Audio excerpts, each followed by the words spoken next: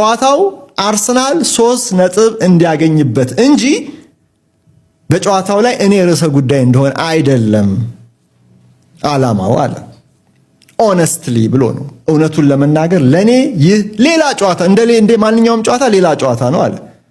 ሆስታይል ቢሆኑም ደጋፊዎች በኔ ላይ በክፋት ቢመጡም ምንም አይመስለኝም አለ። ምክንያቱም ዓላማው 3 ነጥብ ማግኘት ነው አለ። ግን ኦነስትሊ ለኔ ይህ እንደ ማንኛውም ጨዋታ ነው የሚለውን ግን እኔ አልቀበለውም። እንደ ማንኛውም ጨዋታ ሊሆን አይችልም ከቼልሲ ጋር።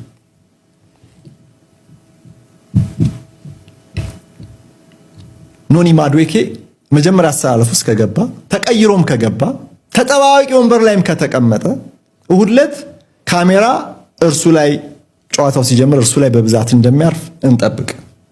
የዕለቱ ትኩረት እርሱ ስለሚሆን